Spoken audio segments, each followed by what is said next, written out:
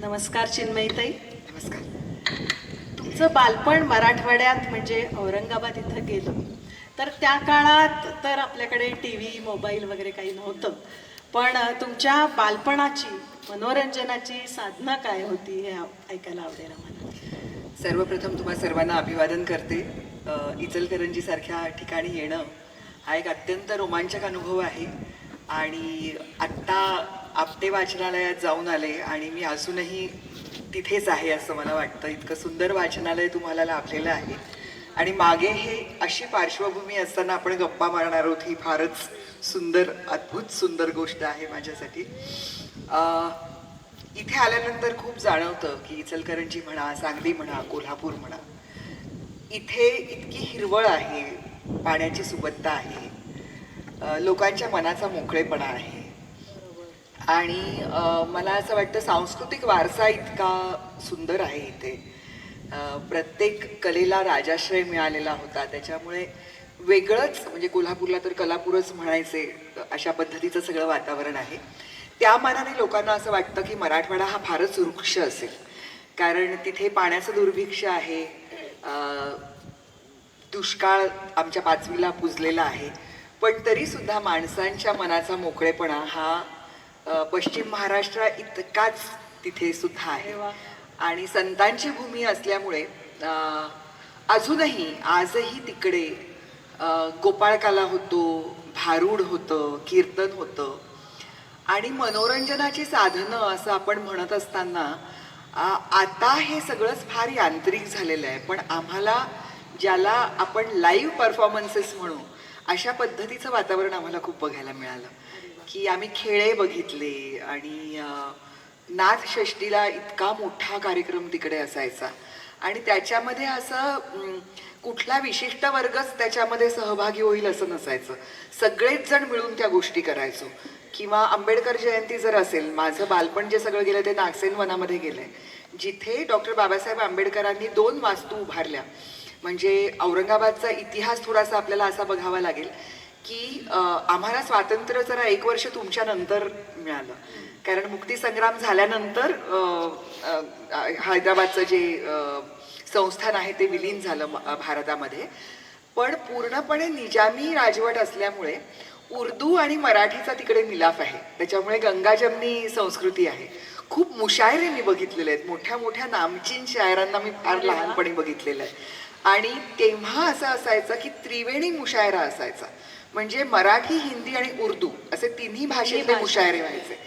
त्याच्यामुळे तो एक एकमेकांच्या संस्कृतीबद्दलचा आदर पण होता आणि ते कानावरती म्हणजे कळायचं नाही पण गोड लागायचं. अशा पद्धतीच्या वातावरणामध्ये मी मोठी झाले. आणि बाबासाहेबांनी त्यावेळेला असं होतं 10वी पर्यंतचं म्हणजे तेव्हाचं मला वाटतं इंटरपर्यंतचं शिक्षण हे तुम्हाला औरंगाबादमध्ये मिळायचं, पण महाविद्यालयीन शिक्षणासाठी मात्र हैदराबादला जाऊन परीक्षा द्याव्या लागायच्या. म्हणजे अनंतराव भालेराव वगैरे हे मोठे संपादक मराठवाडा वर्तमानपत्राचे आणि सगळे हे मोठे धुरीण आणि स्वातंत्र्य मुक्तीसंग्रामातले सैनिक, हे सगळे ह्या लोकांना किंवा नरहर कुरुंदकरांचं नाव सगळ्यांनी ऐकलं असेल, ह्या सर्व लोकांना हैदराबादला जाऊन त्यांच्या परीक्षा द्याव्या लागायच्या आणि त्याही उर्दूत असायच्या. त्याच्यामुळे बाबासाहेबांनी हे केलं की मराठवाड्यामध्ये मराठवाड्यातल्या मुलांना महाविद्यालयीन शिक्षण आणि ते मराठीत किंवा त्यांच्या भाषेमध्ये त्यांना मिळावं म्हणून त्यांनी पहिल्यांदा मिलिंद कॉलेजची स्थापना केली आणि नंतर मग बाबासाहेब आंबेडकर महाविद्यालय तिथे उभं राहिलं. त्याच्यामुळे ना सगळ्याच पद्धतीचं म्हणजे पालीचा अभ्यास करणारे लोक होते, त्याच्यामुळे जातक कथा सगळीकडे पसरलेल्या होत्या. त्याच्यामुळे असं साहित्याचं, संस्कृतीचं वातावरण औरंगाबादमध्ये होतं, त्याच्यात मी वाढले. आम्ही आपटे वाचन मंदिरामध्ये दरवर्षी महाविद्यालयीन शालेय स्तरावरच्या सुद्धा वक्तृत्व स्पर्धा घेतो आणि लहानपणी तुम्ही बऱ्याच वक्तृत्व स्पर्धांमध्ये खूप बक्षिसं मिळवलेली आहे. तर त्या वक्तृत्व स्पर्धांच्या निमित्तानं तुम्हाला त्याचा फायदा पुढे तुम्ही अभिनेत्री होण्यामध्ये झाला का आणि तुमच्या व्यक्तिमत्व विकासामध्ये सुद्धा? निश्चितच झाला. म्हणजे आता जरी मी खूप मोकळी ढाकळी आणि थोडीशी धाडसी वाटत असेल तरी सुद्धा तशी मी शाळेत असताना नव्हते. मी अगदीच किरकिरी मुलगी होते, रडकी मुलगी होते, सतत आजारी असायचे आता माझे असे रुंद खांदे आणि इतकं वाढलेलं वजन बघून कुणाला वाटणार नाही माझं आत्ताच सुदृढ असणं बघितल्यानंतर. पण मी अत्यंत अशक्त मुलगी होते, किरकिरी सतत, आईला चिकटलेली. आणि मला अजिबात शाळा हा प्रकारच आवडायचा नाही, म्हणजे मला आवडायचंच नाही शाळेत जायला. आणि माझ्या लेखी असं होतं की आपल्याला अक्षर ओळख आली की आपल्याला पुस्तकं वाचता येतात. पुस्तकं वाचण्या इतकीच शाळा शिकली पाहिजे माणसांनी, त्याच्या पलीकडे शाळेतल्या शिक्षणाचा काही उपयोग नाही असं मी अगदीच ठरवलं होतं स्वतःसाठी. त्याच्यामुळे एकदा का मला वाचन आल्यानंतर माझ्या घरामध्येच जवळजवळ छोटंसं वाचनालय असल्यासारखं होतं. माझे आजोबा प्रचंड वाचणारे होते, आई वडील वाचणारे होते, बहीण वाचणारी होती मोठी. ती तर इथे बालकुमार साहित्य संमेलनाची अध्यक्षा म्हणून आली होती 7वीत असताना, अवघ्या 13व्या वर्षी इचलकरंजीला. त्याच्यामुळे मला इचलकरंजी फारच रोमॅन्टिक वाटते. तर असं साहित्यिक वातावरण असल्यामुळे 300-350 पुस्तकं घरामध्ये होती. तर मला शाळा बुडवून पुस्तकच वाचत बसावंसं वाटायचं, गोष्टींची वेगवेगळी. नवल नगरीत नंदा आणि इसाप नीती आणि जातक कथा ह्यातच मी रमायचे. आणि मुळीच शाळेत जायचे नाही. शाळेत जायच्या वेळेलाच माझ्या पोटात दुखू लागायचं, आजारी पडल्यासारखं वाटायचं. आणि आई माझी मानसशास्त्रज्ञ असल्यामुळे ती माझ्या मनाविरुद्ध काही करायला तयार नसायची. ती जबरदस्ती कुठल्याच गोष्टीत करायची नाही. आणि ती मला सांगायची, तुला शाळेत जायचं नाहीये, तू जाऊ नकोस, पण मी खोट्या चिठ्ठ्या लिहिणार नाही. तुला बरं नाहीये म्हणून मी शाळेत पाठवलं नाही असं मी लिहिणार नाही. आणि ती सरळ माझ्या शिक्षकांना सांगायची की चिन्मयीला शाळा आवडत नसल्यामुळे ती शाळेत उपस्थित राहत नाही. आणि म्हणजे किती बेइज्जती मुलीची. पण तिला काही नव्हतंच, निर्दय होती माझी आई थोडीशी. असं स्पष्टपणे शिक्षकांना त्या सांगत पण होत्या, ती हे नव्हती, विशेष आहे. खोटं बोलायला तयार नव्हती ती मुलीच्या प्रेमापोटी. त्याच्यामुळे मग माझ्या शिक्षिकांनी तो विडाच उचलला की रमत कशी नाही, शाळेत रमलीच पाहिजे. आणि मग त्यांनी मला असं सांगितलं की मग त्यांनी जरा प्रयत्न केला की माझ्यात काय बरं आहे हे शोधायचा. त्याच्यात असं होतं की मी 2 पॅरेग्राफची जी गोष्ट असेल, आता तुम्हाला माझ्या मुलाखतीच्या दरम्यान त्याचा अनुभव येईलच, मी एवढीशी गोष्ट एवढी करून सांगू शकते. म्हणजे पालीची सुसर करणं मला फारच सहज शक्य होतं. त्याच्यामुळे मी ना त्या कथा फार रंगवून सांगायचं, ज्या मी वाचलेल्या असतील त्या. बरोबर. त्याच्यामुळे ऑफ पिरियड नावाची जी एक मराठी शाळांमधली गोष्ट असते, गंमत असायची. हा ऑफ पिरियडच म्हणायचं त्याला. हा, तर त्याच्यामध्ये त्या दुसऱ्या वर्गावरती जर ऑफ पिरियड असेल तर माझ्या चालू वर्गातून बाई मला सांगायच्या की त्या वर्गावरती जा आणि गोष्ट सांग. मग सुर्वे निघायच्या गोष्ट सांगायला. मग सुर्वेला बोलवलंय असा निरोप आला की मला भारी आनंद व्हायचा की आता गणिताचा तास नाही. हो.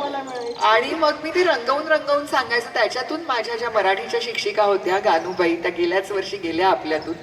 त्या गानूबाईंनी असं मला सांगितलं की चिन्मयी, गोष्टी इतक्या छान रंगवून सांगतेस तर भाषणाच्या स्पर्धेत का नाही भाग घेत. आणि मग ती अशी झाली. म्हणजे पहिल्या स्पर्धेला तर मी ब्लँक झाले पूर्ण आणि मग खाली बसले. पण त्याच्यानंतर कुठेतरी असं वाटलं की आपण जेव्हा बोलतो आणि लोकांच्या डोळ्यात बघतो तेव्हा त्यांना ते आवडतं आपलं बोलणं. माझ्या मैत्रिणींना मी सांगितलेल्या गोष्टी आठवतात, त्याच्यातली कॅरेक्टर्स आठवतात. हे कळल्यानंतर मग ते भाषण करायची मौज यायला लागली. मग पहिल्यांदा आईने लिहून दिलेली भाषणं पाठ करणं, ह्याच्यातून भाषणं करायचे. मग हळूहळू आईने शिकवलं की पुस्तक वाचून मुद्दे कसे काढायचे. आणि मग आई म्हणाली की भाषणाचं बक्षीस तुला मिळतंय म्हणजे ते कुणाला मिळतंय. मग सादरीकरणाचं बक्षीस आहे ते, फक्त ते माझ्या भाषणाचं नाहीये, ते माझ्या विचारांचं बक्षीस नाहीये. मग ते कसं करायचं ह्याचा मार्ग आईने आखून दिला की हे असं करायचं असतं, मुद्दे असे लिहायचे असतात, मुद्दे असे वाढवायचे असतात. आणि मग त्याची खूप मजा यायला लागली मला. आणि भाषेचा नाद लागला त्याच्यामुळे. संदर्भासाठी गोष्टी शोधणं म्हणजे मला खूप कमाल वाटते. आणि आत्ता जर कोणी पालक असतील तर त्यांना मला आवर्जून हे सांगावंसं वाटतं की संदर्भ शोधणं किंवा आपल्या मुलाला एक धडा असतो आणि त्याच्यामध्ये लिहिलेलं असतं कधीतरी की पुरवणी वाचनासाठी तुम्ही हे करा. ह्या गोष्टीकडे आपण कधी लक्षच देत नाही, पण ती गोष्ट इतकं काहीतरी देऊन जाते तुम्हाला. आणि मला वाटतं की तोच नाद लागला मला की म्हणजे पुढच्या वर्षीची पुस्तकं आली हातामध्ये की पहिल्यांदा मराठीचं पुस्तक घेऊन वाचून काढायचं. आधी त्याचा मन भरून श्वास घ्यायचा, वास घ्यायचा आणि त्याच्यानंतर मग ते पुस्तक वाचायचं. कोऱ्या पुस्तकांचा हो. वास तर घेणं. तो जो एक अनुभव आहे ना, त्याचा तुम्ही सोहळा एकदा करायला शिकवलात तुमच्या मुलाला की मग तुम्हाला कशाचीच काळजी करायची गरज नाही. त्याच्यामुळे मग तो भाषेचा नाद लागला, संदर्भ शोधायची सवय लागली, निरीक्षण नोंदवायची सवय लागली. आणि मला वाटतं की एक अभिनेत्याला ह्या सर्वच गोष्टी खूप लागतात, की तुम्ही केलेली निरीक्षणं, तुम्ही वाचलेल्या गोष्टी, एका आयुष्यात तुम्ही किती जगणं जगू शकता. तुमचा एक व्यवसाय असतो, त्या व्यवसायाविषयी तुम्हाला सगळी माहिती कळेल, पण जेव्हा तुम्ही अभिनेता म्हणून जेव्हा तुमचा जीवनक्रम असतो, तेव्हा जितक्या भूमिका तुम्ही कराल तितकी आयुष्य तुम्ही जगता. मग त्याच्यासाठीचे संदर्भ तुम्ही कुठून शोधणार, तर ते तुम्हाला कधीतरी तुमच्या वाचनातून मिळालेले असतात आणि मग तुम्हाला ते नेमकं आठवतं त्यावेळेला. किंवा एखाद्या वेळेस असं होतं की खूप पाठांतर केलेलं असतं, अनेक रिहर्सल्स केलेल्या असतात, तालमी केलेल्या असतात, तेव्हा आपण नाटक करत असतो आणि समोरची व्यक्ती एक वेगळंच काहीतरी बोलून जाते त्या दिवशी, आणि मग तुम्ही जो पाठ केलेला शब्द असतो तो चपखल तिथे बसणार नसतो. त्यावेळेला तुम्हाला तुमच्या पोतडीतला एखादा शब्द तिथे वापरायला लागणार असतो. तुम्ही ब्लँक होऊ शकता, पण जर तुमच्याकडे हे साधन असेल आणि ही साधना असेल तर मला वाटतं गोष्टी सोप्या होतात. त्याच्यामुळे मला वाटतं की त्याचा मला खूप फायदा झाला. आणि कधीच एकटेपणा नाही वाटला आयुष्यामध्ये, कारण सतत कुठलं तरी पुस्तक, त्याच्यातला प्रसंग, म्हणजे अगदी हाती पुस्तक नसेल ना तरी एखादं पुस्तक आठवतं आणि त्याच्यातले सगळे प्रसंग आठवतात आणि छान वेळ जातो. बरोबर. ज्ञानवृक्षाच्या पारंब्या याच्याबद्दलचा किस्सा प्रेक्षकांना सगळ्यांना ऐकायला आवडेल. आम्ही सगळीच मुलं इतकी पुस्तकातले किडे होतो तेव्हा, की एकमेकांना भेटल्यानंतर, म्हणजे आज पण मी माझ्या मैत्रिणीशी बोलत होते, आता मी वय वर्ष 54, ती वय वर्ष 51, अशा आहोत आम्ही. आणि बोलत असताना मी तिला सांगितलं की अगं आम्ही लहान असताना नवीन फ्रॉक घेतला का ह्याच्यापेक्षा पुस्तक कुठलं वाचलं ह्याच्यात चर्चा व्हायच्या. त्यावेळेला आमच्याकडे आंतरभारतीच्या पण खूप गोष्टी चालू असायच्या, त्याच्यामुळे निरनिराळ्या भाषा शिकणं, म्हणजे त्याच्यासाठी भाषा सक्तीची नाही करावी लागली. भाषा प्रीतीची होती म्हणून वेगळ्या भाषा शिकत होतो. तर बंगालीचेच क्लासेस कुठेतरी चाललेत, मग बंगाली साहित्य तिथे यायचं, मग कुणीतरी रवींद्र संगीत शिकवायला यायचं, असं सगळं वातावरण असायचं. आणि किशोर यायचं सगळ्यांच्या घरामध्ये. मग प्रत्येक मित्राच्या घरी एक एक मासिक यायचं, म्हणजे माझ्याकडे किशोर असेल तर दुसऱ्याकडे चंपक असेल, तिसऱ्याकडे चांदोबा असेल, चौथ्याकडे कुमार मासिक असेल. मग प्रत्येकाने त्याची वर्गणी नाही भरायची. मग माझं किशोर वाचून संपलं की मी चंपकवाल्याला द्यायचं, मग त्यांनी मला चंपक द्यायचं, मग चांदोबासाठी नंबर लावून ठेवलेला असायचा. अशी आमची फिरतं वाचनालय आमचं असायचं. आणि ही देवघेव खूप असायची.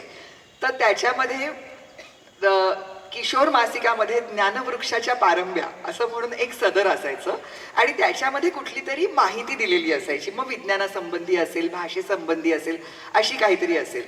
तर आमची एकदा ट्रिप गेली होती आणि आमच्या सगळ्या ट्रिप्स ज्या असायच्या ना, सर्व सहली ज्या असायच्या त्या येऊन जाऊन वेरूळची लेणी, दौलताबादचा किल्ला, थोडासा मोठा वर्ग झाला की अजिंठा किंवा पैठण, औरंगाबादच्या जवळपास जे सगळं आहे तेच. त्याच्यामुळे फिरून फिरून तिथे जाताना आम्हाला दरवर्षी वेगळं काहीतरी गवसायचं. वयाचाही टप्पा असतो ना, कधी हे गंमतशीर वाटतं तर कधी ते गंमतशीर वाटतं असं. तर माझा अत्यंत हुशार मित्र विश्वेश कुलकर्णी म्हणून, तो आता लंडन युनिव्हर्सिटीला आहे, त्याच्या विभागाचा डीन आहे तो वगैरे. तर तो आणि माझे बाकीचे मित्र हे त्या बसमध्ये, आमच्या पिकनिकच्या बसमध्ये पहिल्यांदा ते जे पकडायला असतं ना वरती, ते धरून ह्या बाकावरून ते त्या बाकावरती सीटवरती जाताना ज्ञानवृक्षाच्या पारंब्या असे म्हणून ते असे झुलत होते. मग त्याच्यानंतर खाली उतरले आणि तिकडे वडाची झाडं होती, त्याला खरंच होत्या, त्या पकडून परत ज्ञानवृक्षाच्या पारंब्या. म्हणजे आमचं सगळंच इतकं पुस्तकी आणि बुकिश होतं ना, की सगळ्याला संदर्भ जो काय असेल तो साहित्याचा होता. तेव्हा ते खूपच बालिश वाटायचं, पण आता वाटतं हे किती सुंदर होतं. संकल्पना आहे ना ही, की जिथे तिथे तुम्ही वाचनात जे आलेलं आहे त्याचा प्रत्येक. हो, म्हणजे अगदी कोणीतरी जास्त हुशारी दाखवायला लागलं की फारच हुशार गंपू आहे तो म्हणायचा. कारण ते मग चंदूची करामत म्हणून एक पुस्तक होतं, तर मग तो करामती चंदू आहे असं म्हणायचं. मग कुत्रा दिसला की म्हणायचं हा बघा चिनूचा भुर्या, कारण चिनूचा भुर्या नावाची 12 भागवतांची कथा होती. हे असंच सगळं असायचं, म्हणजे सगळ्याला कुठल्या तरी पुस्तकातलंच नाव असायचं. पण जे वाचलेलं असतं त्याचा संदर्भ आणि त्याचा, आणि तो शो ऑफ पण असायचा की मला हे पण माहिती आणि मला ते पण माहिती. तुमचे वडील IAS ऑफिसर होते, हो. त्यांच्या काही आठवणी तुम्ही सांगाल का? हो, म्हणजे मला असं वाटतं की माझ्यावरती माझ्या वडिलांचाच खूप प्रभाव आहे आणि व्यक्ती म्हणून तर आहेच, पण एक साहित्यिक म्हणून पण आहे, एक माणूस म्हणून आहे, एक अधिकारी म्हणून आहे. मला शासन प्रणालीविषयी जो काही आदर वाटतो आजही, आपण फार सोपं असतं की सगळेच सरकारी अधिकारी कसे पैसे खाऊ असतात, ऐत खाऊ असतात आणि सिस्टीम कशी घाणेरडी आहे असं म्हणणं. पण त्या सिस्टीममध्ये राहून जे लोक चांगलं काम करत राहतात आणि निस्पृहपणे काम करतात ते बघणं हे कविता अनुभवण्यासारखं आहे असं मला वाटतं. आणि तो अनुभव आम्हाला आला, आम्हा दोन्ही मुलींना. आमच्या घरात येणारा प्रत्येक पैसा कुठून येतो हे आम्हाला माहिती होतं.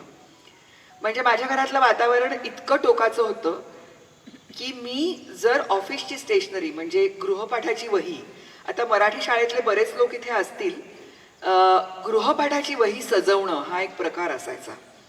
आणि मग ते असं असायचं की एक मुख्य प्रश्न आणि त्याचे खाली उपप्रश्न, म्हणजे एका वाक्यात उत्तरे लिहा ह्याचे 5 प्रश्न असले की त्याच्यानंतर मग थोडक्यात उत्तरे द्या हा प्रश्न असायचा. मग ती एक वाक्याची उत्तरं संपली की तो एक प्रश्न संपायचा ना, तिथे एक लाल रेघ मारायची किंवा दुहेरी रेघ मारायची, म्हणजे तो संपला असं. तर हे करताना मला असं वाटायचं की निळं आणि लाल हे कॉम्बिनेशन फार सुंदर दिसतं. बाईंनी लाल शेरा दिलेला वाईट दिसतो, पण आपण लाल रेघ मारलेली चांगली दिसते. तर म्हणून मी एकदा माझ्या वडिलांच्या स्टेशनरी मधलं पेन ऑफिस मधलं घेतलं आणि मी त्या रेघा आखल्या. तर माझी बहीण चिडली माझ्यावरती आणि मला म्हणलं हा भ्रष्टाचार आहे, ऑफिसची स्टेशनरी वापरणं हा भ्रष्टाचार आहे, तू आत्ताच्या आत्ता 15 पैशाची जाऊन दुसरी रिफिल आण आणि ती त्या पेनात भर, कारण तू ऑफिसचं पेन वापरलेस. आता हे तिच्यात कुठून आलं असेल, तर हे माझ्या आई वडिलांनी बोलल्याशिवाय नसेल लागलं, संस्कार त्यांचे. त्याच्यामुळे हे होतं. माझी शाळा 9 किलोमीटरवरती होती, माझ्या वडिलांची गाडी त्याच रस्त्याने ऑफिसला जायची, पण मी लाल दिव्याच्या गाडीत बसून शाळेत नाही जायचंय, मला बसनीच जायला लागायचं. त्याला आमच्या लातूरमध्ये शिट्टी बस असं म्हणायचे. सिटी आणि ST, तर ती गावातली जी बस असेल ती सिटी बस, तर तिला शिट्टी बस म्हणायचे सगळे. तर शिट्टी बसनी जायचं आणि ती बस ना दर 45 मिनिटांनी असायची, त्याच्यामुळे एक बस जर चुकली तर पाऊण तासांनी बस आणि मग शाळेला जायला 5 मिनिटं उशीर. आणि शाळेमध्ये कलेक्टरची मुलगी म्हणून कुठलीही सवलत नाही, डोक्यावरती दप्तर घेऊन ग्राउंडला 3 फेऱ्या उन्हात, मराठवाड्याचा उन्हाळा, इचलकरंजीचा गोड उन्हाळा नाही. त्याच्यामुळे मग तंगडतोड करत मग जायला लागायचं, कारण चालत जायला अर्धाच तास लागायचा. तर मग ते चालत जा, पण तुम्हाला सरकारी गाडीतून तुम्हाला लिफ्ट मिळणार नाही हे ठरलेलं होतं. आणि हे कुठेही आम्हाला काचायचं नाही, आम्हाला वाटायचं की नाही हे असंच जगलं पाहिजे आणि हे असंच असलं पाहिजे. त्याच्यामुळे नंतर सुद्धा मी गरोदर होते आणि माझ्या घराची कागदपत्र रजिस्ट्रेशनची मला जेव्हा मिळत नव्हती, तेव्हा मी 8 महिन्यांचं पोट घेऊन मी त्या ऑफिसमध्ये जायचे. एक सफरचंद आणि एक पाण्याची बाटली घेऊन तिकडच्या बाकावरती बसायचे आणि त्यांना सांगायचे मला कागदपत्र माझी मिळाली पाहिजेत. ते लोक मला सांगायचे चहा पाण्याचे पैसे द्या, तुमची कागदपत्र तुम्हाला अर्ध्या तासात मिळतील. तर मी म्हणायचे मी चहा पाणी सगळ्या ऑफिसला पाजेन, आधी मला कागदपत्र द्या. चहा पाण्याचे पैसे काय द्यायचे, चहाच देते ना डायरेक्ट, आणि पाणी माझ्या बाटलीत मुबलक आहे. तर मी अशी 3 दिवस गेले. शेवटी त्या माणसाने ही गरोदर बाई रोज इथे येते म्हणून त्यांनी कंटाळून माझ्या समोर ते कागदपत्र फेकले आणि ते त्यांनी देत असताना राधाकृष्ण मोपलवार होते आतमध्ये. राधे श्याम का मोपलवार म्हणून ते अधिकारी होते रजिस्ट्रेशनचे. ते बाहेर आले आणि म्हणे सुर्वे साहेबांची मुलगी ना तू? म्हटलं हो. मग आत येऊन का नाही सांगितलं? आणि मग साहेब बोलतात म्हटल्यानंतर सगळेजण असे दचकले की अरे काय हे, घाबरले सुद्धा. हा. तर तुम्ही असं कसं केलं, ओळख का नाही सांगितली? म्हटलं का मी ओळख सांगितली तर माझं काम होईल आणि मी सामान्य नागरिक असेल, 8 महिन्यांचं पोट घेऊन आलेली, तर तुम्ही देणार नाही. आणि त्या दिवशी मी सगळ्यांना खरंच चहा पाजला. पण हे माझे वडील तसे जगत होते. आणि मला असं वाटतं संस्कार ही काही कुठली गुटी नसते की मी मायफळाचे 4 वेडे घेतले आणि जायफळाचे 5 वेडे घेतले आणि चाटण चाटवलं. तुमचे आई वडील जे जगतात त्याच्यातून मुलं टिपकागदासारखी शिकतात. आणि जर मग त्यांना कळलं की त्यांचा हा मार्ग आहे, तसे तुम्ही शिकत जा. म्हणजे माझे वडील नेहमी मला असं सांगायचे की काम केल्यासारखं दाखवू नका, काम करून दाखवा, त्याच्यापेक्षा ते जास्त बरं आहे. त्याच्यामुळे ह्या गोष्टी इतक्या मनात भिनल्या. आणि त्यांना मी खूपदा असं विचारायचे की रिटायर झाल्यानंतर, कारण IAS ऑफिसरचं जगणं वेगळंच असतं की सतत तुमच्या आसपास लोक असतात, तुमच्याकडे ते देवासारखेच बघत असतात. आणि त्यांनी गोष्टी पण खूप चांगल्या केल्या. तर मी त्यांना असं म्हणायचं की दादा, तुम्हाला असं कधी वाटत नाही का की तुम्ही कलेक्टर असताना लातूरला हे काम केलं, तर एकदा परत जाऊन बघावं की ते कसं आहे. तर माझे वडील म्हणायचे, नाही ग, केलं आणि मोकळा झालो मी, आता मी पुढे आलो, माझा पाय नाही आहे त्या गुंत्यात. त्याच्यामुळे ह्या पद्धतीचं मी केलं न करता त्याच्यापासून पुढे निघून जाणं असतं. आणि खरंच आपण निर्लेप राहायला पाहिजे, हे मी त्यांच्याकडून शिकले. खूप छान, खूप छान संस्कार तुम्हाला लाभले आणि तुम्ही अतिशय भाग्यवान आहात की असे आई वडील तुम्हाला लाभले.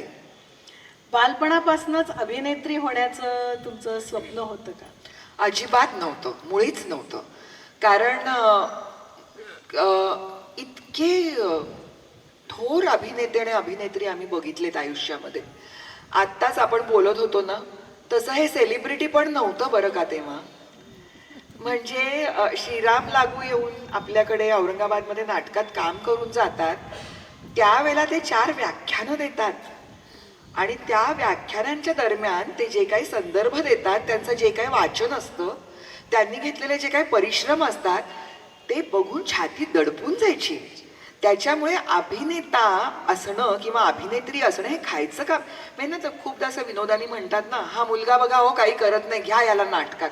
असं नव्हतं तेव्हा वातावरण. कष्ट. अत्यंत उच्च शिक्षित सुसंस्कृत माणसं ह्या व्यवसायामध्ये असल्यामुळे त्याच्यासाठी, म्हणजे डॉक्टर व्हा असं कसं आपण जनरली नाही म्हणणार, कारण त्याच्यासाठी खूप मोठ्या अभ्यासाची गरज आहे. हे जसं आपल्याला कळतं, तसंच आम्ही अभिनेत्यांकडे बघत होतो की फार मोठा ह्याच्यासाठी सगळा प्रवास करायला लागणार आहे, तो खडतर आहे, हे सहज साध्य नाही हे आम्हाला जाणवायचं. त्याच्यामुळे इतकं सहज वाटायचं नाही ते की आपण अभिनेता अभिनेत्री व्हावं. हा, मात्र त्याचं गारुड खूप होतं मनावरती, आकर्षण खूप होतं. म्हणजे मला आठवतंय की हा फार बालिशपणा आहे, पण आता काय सांगायला हरकत नाही. मला वाटतं ना 50 एकदा उलटून गेली की कशाची लाजच वाटत अशी होते. नाही, आम्हालाही आवडतं लाज ना, नाही, मग संकोच कमीचा होतो. पण मी अशी 4थी-5वीत असताना अशा त्या नाटकाच्या बसेस यायच्या औरंगाबादमध्ये. तुम्ही लोकांनी पण बघितल्या असतील इचलकरंजीमध्ये, की ती अशी नाट्य संपदेची बस आहे. मग वरती लिहिलेलं आहे तो मी नव्हेच. मग बाकीच्या त्यांच्या चाललेल्या नाटकांच्या सुद्धा त्याच्यावरती जाहिराती रंगवलेल्या असायच्या. आणि मग असं बघायचं, तो असं आतमध्ये वाकून बघितलं की दुसऱ्याच सीटवरती प्रभाकर पणशीकर असे बसलेले असायचे, आशा काळे कधीतरी दिसायच्या. असं लालन सारंगांचं एक कुठलं तरी नाटक होतं, जंगली कबूतर वाटतं, हो. त्याच्यावर ते नाटक तर वालं होतं, त्याच्यावर ते बघायचा आम्हाला काही चान्स नव्हता. पण लालन सारंगांना मी असं बघितलं, अशा गोऱ्या गोऱ्या कुरळे केस आणि तुकतुकीत कांती, असा मोठा गॉगल चेहऱ्यावरती, पांढरी वायल आणि पांढरच ब्लाऊज, असं त्याला लेस असलेलं बारीक. मी चित्र काढू शकेन लालनताईंचं आत्ता, इतकं मी ते 1 सेकंदभरात त्यांना बघितलं होतं. आणि त्या अशा लालनताई तिथे अशा बसल्या होत्या आणि ती बस अशी थांबली होती सिग्नलला. सिग्नल कसला, तिठ्यावरती होती. आमच्या औरंगाबादला सिग्नल पण नव्हता. सिग्नल आला तेव्हा लोक असे सायकली थांबून आणि गाड्या थांबून सिग्नलचे लाईट कधी बदलतील ते बघत बसायचे. कळत पण नव्हतं की हिरवा झाला की आपल्याला जायचंय ते. त्याची मौजच बघायचे लोक, लाईटिंगची. तर अशा वातावरणात त्या एका तिठ्यावरती थांबल्या होत्या आणि माझे वडील तिथेच होते. आणि कमलाकर सारंगांनी दादांना बघितलं, माझ्या वडिलांना, आणि ते म्हणले, अरे रवी बाबू, अशी हाक मारली. आणि मग मी अशी बघत होते, अशी काहीतरी आपण नवलनगरीतल्या नंदेसारखे माझे डोळे असे झाले होते आणि मी अशी बघत होते त्यांना. तर मला तेव्हा असं वाटलं की आपण जर स्मार्ट दिसलो तर लालनताई आपल्याला म्हणतील किती छान आहे तुमची मुलगी, पाठवा नाहीला नाटकात. तर त्याच्यामुळे अशा नाटकाच्या बसेस निघाल्या ना, दिसल्या ना, की लगेच मी असं सरस करायचं लगेच, की आपण जरा स्मार्ट दिसावं असं म्हणून. ती मी दिसणं काही शक्य नव्हतं, पण असं होतं त्याचं. आणि ते छान वाटायचं की हे लोक बसतायत, उठतायत, आपल्या घरी येत आहेत. त्यावेळेला कसं होतं, औरंगाबाद वगैरे सगळ्या ठिकाणी ना, मराठवाड्यातल्या सगळ्या ठिकाणी अशी काही 3 स्टार 5 स्टार हॉटेल्स नव्हती. नव्हतीच. त्याच्यामुळे मग सरकारी जी काही विश्रामगृह असतील तिथेच या लोकांची राहण्याची व्यवस्था असायची. आणि मग जे कोणी अधिकारी असे असतील, जे कलासक्त असतील, रसिक असतील, ते लोक यांची सरबराई करायचे, ज्याच्यामध्ये माझे आई वडील नेहमीच अग्रस्थानी असायचे. त्याच्यामुळे मी तुम्हाला खरं सांगू का, की माझ्यासाठी सेलिब्रिटीज कोण होते? बाबा बोरकर, विंदा करंदीकर, हे लोक घरी यायचे आणि कविता वाचन व्हायचं आमच्या घरामध्ये. किती छान. तर हे सगळं वातावरण बघितलेलं होतं. त्याच्यामुळे मला जर आत्ता कोणीतरी सेलिब्रिटी म्हटलं तर माझी नजर पटकन खाली जाते, कारण त्याच्या 100 अंशानं सुद्धा मी काही नाही केलेलं आहे. तसं नाहीये हो. नाही नाही, खरंच मी सांगते, मी अजिबात ह्या खोट्या विनयाने सांगत नाही, पण इतकी उत्तुंग माणसं आयुष्यात बघितलेली आहेत ना, की त्याच्यामुळे मला वाटतं की सतत जमिनीशी राहणं हे शक्य झालंय. मराठवाड्यातनं तुम्ही मुंबईसारख्या मोठ्या शहरात कशा आलात आणि त्यावेळी तुम्हाला अभिनय क्षेत्रात नाव मिळवण्यासाठी काही स्ट्रगल करावं लागलं का? नाही लागला मला संघर्ष करायला. मला खरं किती आवडेल असं सांगायला ना, की दिव्याखाली बसून अभ्यास केला असं लोक सांगतात तेव्हा किती छान वाटतं. तसं मी जर तुम्हाला सांगितलं अर्धपोटी राहून आणि मग माझी अशी विवंचना आणि तसं हे आणि ते असं काहीच झालं नाही. कारण एकतर मी ठरवलंच नव्हतं की मला अभिनय या क्षेत्रामध्ये यायचंय. अत्यंत ॲक्सिडेंटली, अपघाताने मी या क्षेत्रामध्ये आले. माझे वडील सांस्कृतिक कार्यसंचालक म्हणून मुंबईत कार्यरत होते आणि मी पुण्यामध्ये शिकत होते सर परशुराम भाऊ महाविद्यालयामध्ये. मी BA करत होते आणि मी जरा सगळ्याच गोष्टींमध्ये स्लो असल्यामुळे मला गोवर पण खूप उशिरा झाला. मला 19व्या वर्षी गोवर झाला, जो कुणालाच होत नाही. 19व्या वर्षी कुणालाच गोवर होत नाही, तुम्ही ऐकलं नसेल आयुष्यात, पण मला झाला. आणि ते असं म्हणतात की जितका उशिरा तो तुम्हाला रोग होईल तितका त्याचा जोर जास्त असतो. त्याच्यामुळे तो गोवर म्हणजे असा काही झाला होता की माझ्या पोटात काही टिकतच नव्हतं आणि सणकून ताप यायचा. ते अंगावरती पण खूप उठलेलं होतं. बरं, अंगावरती काहीतरी उठलंय म्हटल्यानंतर हॉस्टेलमध्ये राहण्याची सोय नव्हती, कारण मला ते कसं कसं होत होतं, कसनुसं व्हायचं फार. आणि त्या ह्याच्यामध्ये मी मुंबईला आले आणि मला ड्रॉप घ्यावा लागला त्या वर्षी.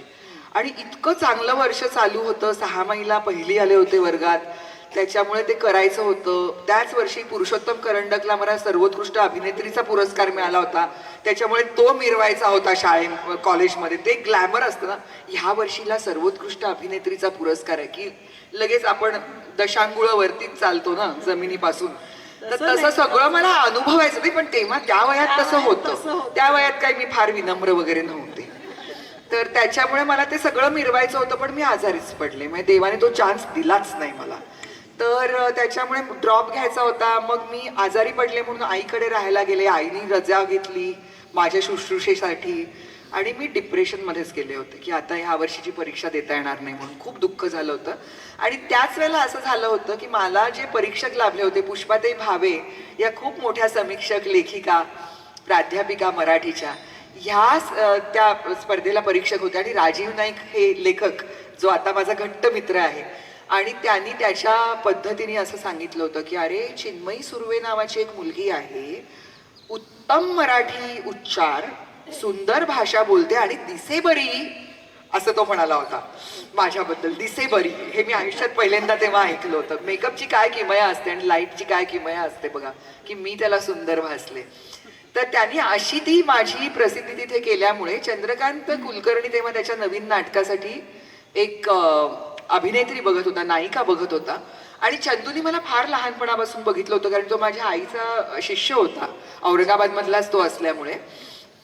आणि पण त्याला कधी असं वाटलं नव्हतं की त्यांनी मला नाटकासाठी विचारावं. आणि त्याला ते जेव्हा एकदम कळलं तेव्हा त्यांनी आईला फोन केला की मॅडम, चिन्मयी सध्या कुठे असते? तेव्हा मोबाईल वगैरे काही नव्हता अजून, आमचे आपले लँडलाईनच होता. तर आई म्हणाली, अरे ती इथे आहे चंदू, तुला वेळ मिळाला तर कधीतरी तिला भेटून जा, कारण सध्या ती अशा मनोवस्थेत आहे वगैरे. सायकोलॉजिस्ट ना ती, त्याच्यामुळे तिने सांगितलं. तर तो म्हणाला की मी तिला मॅडम नाटकाचीच ऑफर घेऊन येतोय. तर आई म्हणाली, ती नाटकाचा विषय ऐकला की कदाचित ती उमेद धरेल. कारण मी ऍक्च्युली म्हणजे गिव्हन अप असं म्हणतो ना, तशा पद्धतीने मला कशातच रस वाटत नव्हता. तर तो आला, त्यांनी मला ते स्क्रिप्ट ऐकवलं आणि ते व्यावसायिक माझं पहिलं नाटक आलं. आणि त्याच्यानंतर मी थांबलेच नाही. नाटकातून नाटक मिळत गेलं, नाटकातून मालिका मिळत गेल्या, माझं काम बघून मला काम मिळत गेलं. आणि मला असं वाटतं की हे असं अलगद माझ्या पदरात येऊन पडलेलं असल्यामुळे मला कधी त्याच्यासाठी आटापिटा करावा असं वाटलं नाही. आणि माझं कधीच हे स्वप्न नव्हतं की मला स्टार व्हायचंय, मी रस्त्यातून जाताना ती बघा असं लोकांनी म्हणावं, माझ्या सह्या घ्याव्यात, माझ्याबरोबर फोटो काढावेत, ही कधीच मनामधली इच्छा नव्हती. त्याच्यामुळे मला वाटतं की मला नाही करावा लागला संघर्ष. संघर्ष कधी करावा लागतो की तुम्हाला जे मिळवलंय त्याच्यापेक्षा जास्त तुम्हाला मिळवायचं असतं, तेव्हा तुम्हाला संघर्ष करायचा असतो. जेव्हा तुम्हाला मिळालंय ते उत्तम करायचं असतं तेव्हा तुम्हाला फक्त परिश्रम करायचे त्या असतात. काळी ऑडिशन्स वगैरे मला वाटतं हो, त्या काळी ऑडिशन्स होत्या. आणि पण त्यावेळेला ना ऑडिशन्स आत्ताच्या काळात आल्या. त्यावेळेला असं होतं की तुमचं काम बघायला लोक यायचे आणि ते पसंत पडलं की ते तुम्हाला ऑफर करायचे पुढचं काम. त्याच्यामुळे कामातूनच काम मिळत गेलं. म्हणजे आताच्या नटनट्यांना ह्याचं खूप आश्चर्य वाटेल. मधला एक काळ होता जेव्हा गौतम राजाध्यक्ष, मिकी कॉन्ट्रॅक्टर असे सगळे लोक तुमचे फोटो सेशन्स करून द्यायचे. बरोबर. जगदीश माळी, ही सगळी नावं होती नामचीन फोटोग्राफर्सची, की त्यांच्याकडे जाऊन 20-25 रुपये खर्च करून तुम्हाला तुमचं फोटोशूट करून घ्यायला लागायचं वेगवेगळ्या वेशांमध्ये. आणि मग तुम्हाला वेगवेगळ्या लोकांकडे जाऊन तुमचे फोटो द्यायला लागायचे. मी 34 वर्ष ह्या क्षेत्रात आहे, मी एकही फोटो सेशन केलेलं नाहीये. मला सगळी कामं माझ्या कामातून मिळाली. आणि त्याच्यामुळे आणि मी काही खूप चिक्कार काम केलंय मी असं मी काही म्हणत नाही. मी फार निवडक काम केलंय, मोजकं काम केलंय, पण जे केलंय ते फार मनापासून केलंय.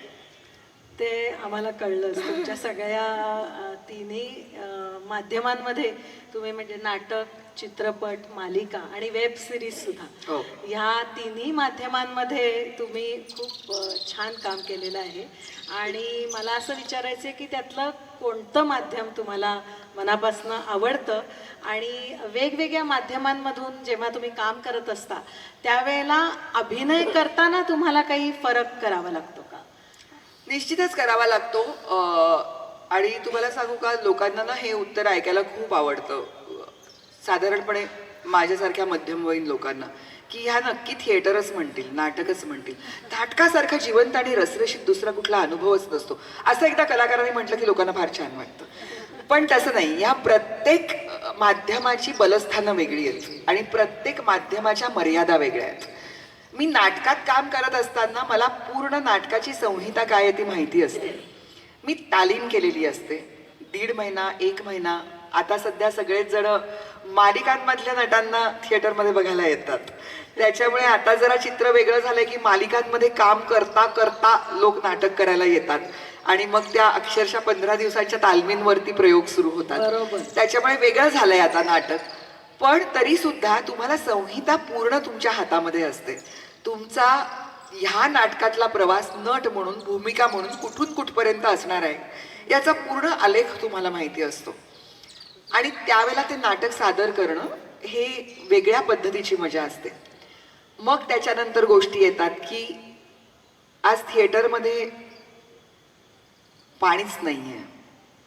आज थिएटरमधलं जे स्वच्छतागृह आहे ते बंदच आहे आज. त्याच्यामुळे तुम्ही गेल्या 7 तासामध्ये बाथरूम वापरलीच नाही आणि तुम्हाला प्रयोग करायचा आहे याची कॅप्शन तुम्ही नाही टाकू शकत. आणि तरी प्रयोग करायचा असतो, चोख प्रयोग करायचा असतो, कारण समोर बसलेला जो प्रेक्षक आहे त्याला माहिती नाही तुमची काय अवस्था आहे आणि तुम्हाला प्रयोग सादर करायचा आहे. किती कठीण. त्याच्यामुळे ही जी गोष्ट आहे त्याची वेगळी तऱ्हा असते. कधीतरी असं होतं की आमचा प्रयोग लागलेला असतो आणि तिकडचा जो लाईटमन आहे, म्हणजे जो थिएटरचा आहे, त्याला निरोपच गेलेला नसतो. त्याच्यामुळे तुमचा सगळा सेट लागतो पण तुमचे लाईट्सच अजून सुरू होत नाहीत. प्रेक्षक जेव्हा येतात तेव्हा त्यांना काय वाटतं, नट उशिरा आलेले असणार, हे नाटकातले लोक असलेच असतात फालतू. मग ते आमचा उद्धार करतात. त्या परिस्थितीमध्ये न चिडता नाटक करायचं असतं. तोंडात साखर आणि डोक्यावरती बर्फ ठेवून काम करायचं असतं आणि प्रयोग चोख करायचा असतो. त्याच्यामुळे ही आव्हानं वेगळी आहेत. प्रेक्षकाला तुम्ही इतके आपलेसे वाटता की ते तुम्हाला नंतर येऊन भेटणार असतात, तुमच्याबरोबर फोटो काढणार असतात आणि लगेचच्या लगेच तुम्हाला प्रतिक्रिया मिळणार असते. मी सिनेमात जेव्हा काम करते तेव्हा त्या सिनेमाचं चित्रीकरण तुकड्या तुकड्यांमध्ये होतं. बरेचदा स्क्रिप्ट सुरू झाल्यानंतर, कथानक सुरू झाल्यानंतर एकदम काहीतरी वातावरण बदलतं आणि मग असं ठरतं की नाही, आपण जे हे संदर्भ ठेवणार होतो ते आपल्याला वगळायला लागणार आहेत, हे शूटिंग अशा पद्धतीने करायला लागणार आहे. मग त्याच्यामध्ये काहीतरी बदल होतात, मग तुम्हाला ते नट म्हणून तुम्हाला स्वीकारावे लागतात. त्याच्यावरची जी प्रक्रिया असते ती खूप लांबलचक असते.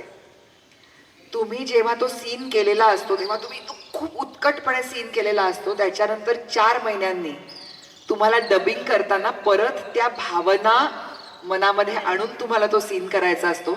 जेव्हा तुम्ही एका थंडगार खोलीत उभे असता आणि फक्त समोर तुम्हाला तुमचा सीन दिसत असतो, तेव्हा तुमचे नट तुम्हाला मदत करायला नसतात बरोबर, आणि एक रेकॉर्डिस्ट तिथे बसलेला असतो, तेव्हा ते परत सगळं फील करून त्याच उत्कटतेने तुम्हाला तो, जर तुम्ही तो सीन डब केला नाहीत तर तो तसा उमटणार नसतो. त्याच्यामुळे हे एक आव्हान वेगळं आहे. दुसरी गोष्ट, जेव्हा आत्ता मी इथे बसलीये तर मला सांगायचं की माझं खूप डोकं दुखतंय, हे जर मला सांगायचं असेल तर मी जोपर्यंत म्हणत नाही की माझं डोकं दुखतंय तोपर्यंत शेवटच्या रांगेतल्या माणसाला ते जाणवणारच नाही की माझं डोकं दुखतंय. पण जेव्हा मी सिनेमामध्ये काम करणार असते तेव्हा मी नुसते डोळे बारीक करून एवढंसं जरी केलं तरी ते उमटतं क्लोजअपमध्ये, आणि ते प्रत्येक माणसाला कळतं. त्याला माझ्या बुवाईचा केस सुद्धा हल्लेला कळतो. आत्ता मागच्या रांगेत बसलेल्या माणसाला माझी बुवाई दिसणंच शक्य नाहीये. त्याच्यामुळे तो अभिनयातला फरक असतो. मी जर नाटकात जसा अभिनय करते तसा जर मी TV मध्ये करायला लागले, म्हणजे मालिकेमध्ये करायला लागले किंवा चित्रपटामध्ये करायला लागले तर ते फार लाऊड होतं. आणि त्याच्यामुळेच खूपदा आपण म्हणतो ना, आणि उलट पण होतं की मालिकेमधले जेव्हा नट येतात आणि जेव्हा ते रंगमंचावरती काही करू बघतात, बराच काळ जर मध्ये गेलेला असेल तर पटकन असं होतं की त्यांच्या सगळ्याच गोष्टी खूप छोट्या छोट्या होतात, कारण त्यांना ती सवय लागलेली असते कॅमेरा समोर काम करायची. त्याच्यामुळे ते बदल करावे लागतात. त्याच्यामुळे ही प्रत्येक माध्यमाची आव्हानं वेगळी आहेत. त्याच्यामुळे आपण कुठल्या माध्यमात आहोत आणि त्याच्या क्षमता काय आहेत आणि त्याच्या मर्यादा काय आहेत ह्याचं भान बाळगून काम करायला लागतं. नाटकाच्या बाबतीत मला अजूनही असं वाटतं की नाटक हे बऱ्यापैकी नटाचं माध्यम असतं, कारण एकदा दिग्दर्शकाने तुम्हाला सगळं ते दाखवून दिलं की त्याच्यानंतर प्रत्येक प्रयोग हा तुम्ही करता. प्रत्येक वेळेला असं होतं की आपण कुठे प्रयोग करतोय, आज कुठल्या पद्धतीचा प्रेक्षक आहे, कुठल्या मनस्थितीतला प्रेक्षक आज आलेला आहे, त्याच्यावरती प्रयोगाचा नूर पालटतो, सूर बदलायला लागतो. प्रतिसाद कसा आहे हो, त्याच्यावर सुद्धा. पण सिनेमा हे पूर्णतः दिग्दर्शकाचं माध्यम आहे, कारण तो अत्यंत वेगळ्या पद्धतीने पूर्ण साकल्याने तो फिल्म बघत असतो आणि तो तुम्हाला जी वाट दाखवून देतो त्याच मार्गावरती चालणं हे जास्त श्रेयस्कर असतं. त्याच्यामुळे ही प्रत्येक माध्यमं वेगळी आहेत. आता मला सांगायला खूप आनंद होईल की मी इथे एक शॉर्ट फिल्म केलेली आहे इचलकरंजीमध्ये येऊन. तर मुलं कुठे कुठे जाऊन तिकडचा स्वाद घेऊन येत आहेत, कारण ती इचलकरंजीत शूट झाली असं म्हटल्याबरोबर त्याचा सगळा नूर पालटतो. त्याच्यामुळे ते एक वेगळं माध्यम आहे. तर ह्या सगळ्याच माध्यमांची मजा वेगळी आहे आणि सगळ्याच माध्यमात काम करायला मला मजा येते. मला अभिवाचन करायची पण मजा येते.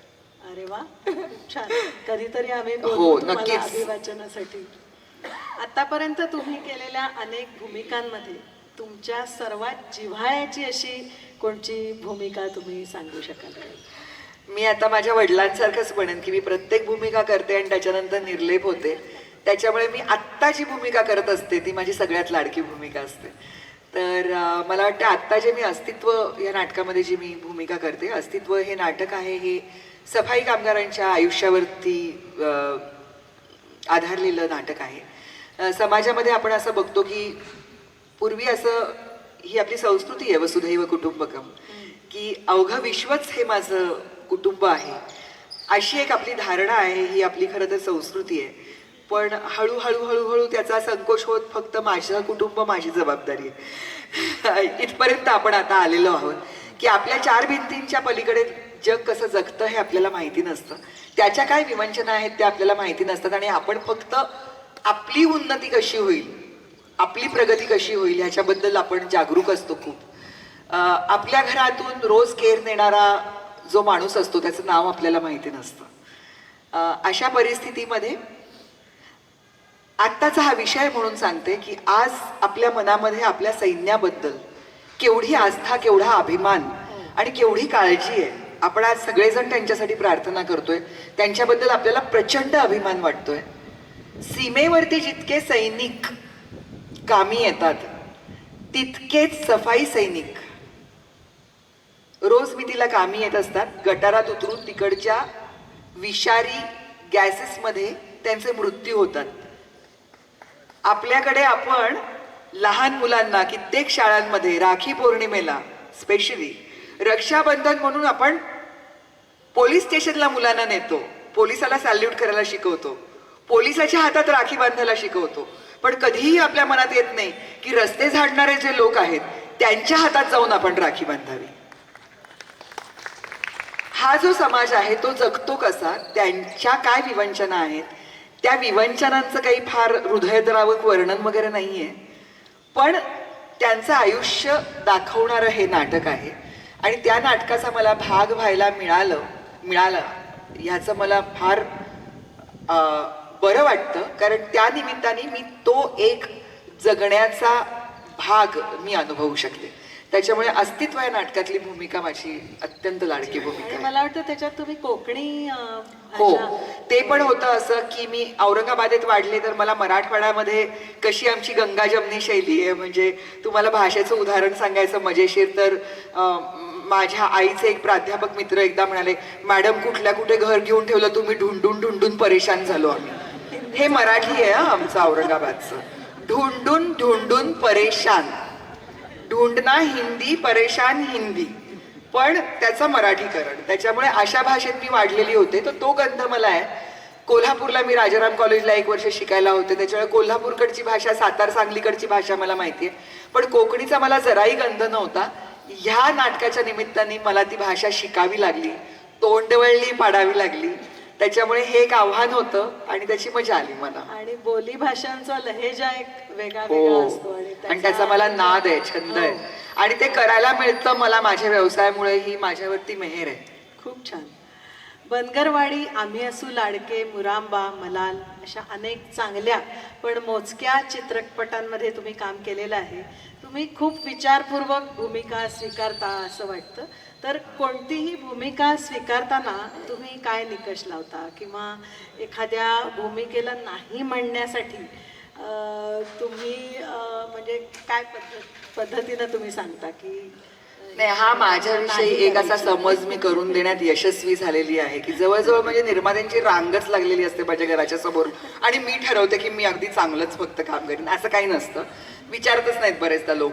4-4 वर्ष कुणा तुमच्याकडे छान काही प्रोजेक्टच येत नाही. म्हणजे मला मुरांबा केला तेव्हा मला असं वाटलं होतं की अरे बापरे, आता तर आपल्याला काय म्हणजे फिल्मफेअरचा पुरस्कार मिळाला सर्वोत्कृष्ट सहाय्यक अभिनेत्रीचा, आता तर काय म्हणजे महिन्याला एक चित्रपट आपल्याला विचारतील. पण असं काही होत नसतं, कारण त्या पद्धतीचं कामच सातत्याने होतं असं नसतं. मग असं वाटतं कधीतरी, म्हणजे मुरांबा केल्यानंतर मला मुरांबासारख्याच भूमिका यायला लागल्या. तर मग जे आपण एकदा करून बघितलंय तेच परत करण्यात काय हशील आहे. आणि दुसरी गोष्ट, मला थोडीशी ही चैन परवडते की मला सारखं काम करायला लागत नाही, कारण माझी चूल त्याच्यामुळे पेटत नाही. मी व्यावसायिक अभिनेत्री नाही आहे, मी हौशीच अभिनेत्री आहे. मला चांगलं वाटतं, माझ्या मनाला बरं वाटतं तेव्हाच मी फक्त काम करते. ही चैन मला परवडते, कारण माझ्या घरामध्ये एक उत्कृष्ट अभिनेता आहे, तो बिचारा त्याच्या वाट्याला येईल ते काम करत राहतो. की तो दैनंदिन मालिकेमध्ये काम करत, तो बिचारा विचारच करत नाही आणि उत्तम काम करत राहतो त्याच्याकडे जे येतं. आणि आपल्याकडे ही सिस्टीम आहे की जर तुम्ही दोघांनी एकाच वर्षी काम करायला सुरुवात केली असेल, तुम्ही त्याच दर्जाचे कलाकार असाल तरी सुद्धा बायकांना पुरुषांपेक्षा पैसे कमी मिळतात. अच्छा. त्यात तो हिंदीत काम करत असल्यामुळे त्याला रगड पैसे मिळतात, मला नाही मिळत. त्याच्यामुळे तो काम करत राहतो आणि माझं घर चालवतो. त्याच्यामुळे मला जेव्हा चांगलं छान मनाला वाटेल अशी भूमिका जेव्हा येते तेव्हाच मी ती करते. त्यात मी हे बघते की दिग्दर्शक, जसं मी म्हटलं, जेव्हा जर नाटक असेल तर मी भूमिका काय याचा विचार करते आणि लेखक कोण याचा विचार करते, कारण ते नटाचं माध्यम असतं आणि तो सशक्त भूमिका आहे की नाही. पण एरवी मी जरा बरी भूमिका आहे, फार मोठी लांबलचक नाही, पण तरी हा दिग्दर्शक खूप उत्तम आहे ह्याच्यासाठी सुद्धा काही भूमिका करते. आम्ही असू लाडके सारखा चित्रपट मी जेव्हा करते त्याच्यामध्ये माझ्या भूमिकेची खोली किंवा लांबी फार नव्हती, पण ते प्रोजेक्ट, तो प्रकल्प फार महत्त्वाचा होता की तो होणं गरजेचं होतं आणि त्याच्यात जर माझा काही हातभार लागला तर तो मी केला पाहिजे. म्हणून मग, आणि ते जेव्हा मी अशी कामं करते त्याचे मी पैसे घेत नाही, त्याच्यामुळे असं काम सुद्धा मी करते. त्याच्यामुळे वेगवेगळ्या गोष्टी असतात की ज्या कारणीभूत मतिमंद ठरतात. मुलांच्यावरचा हो. तो सिनेमा होता आणि ना. सर्व त्याच्यातली जी मुलं होती ती अतिशय मतिमंद होती हृदयस्पर्शी आणि माझी जी मुलगी झाली होती ती आज तागायत माझी मुलगी आहे. भावनिकरित्या पण हो तुम्ही हो, ती माझी मानसकन्या आहे. खूप छान. कोणत्याही कलाकारासाठी प्रेक्षक हे मायबाप असतात, तर प्रेक्षकांची दाद ही खूप महत्त्वाची असते. तर अशी एखादी दाद तुम्हाला लक्षात आहे का की जी अविस्मरणीय दाद आहे आणि ती आमच्या सगळ्या प्रेक्षकांना ऐकायला आवडेल? असे खूप प्रसंग आहेत. अह, मी भीमाईची भूमिका केली होती गाथा महामानवाची याच्यामध्ये. आणि नुकतीच मी मराठी शाळांसाठी काही काम करते. मी मराठी शाळांची सदिच्छा दूत आहे. माझी दोन्ही मुलं मराठी माध्यमात शिकलेली आहेत आणि ज्या पद्धतीने मराठी शाळा आता बंद होत आहेत तेव्हा कुणीतरी पुढे येऊन हे काम करणं आवश्यक आहे. त्याच्यामुळे मी मराठी शाळांची सदिच्छा दूत म्हणून कार्यरत आहे.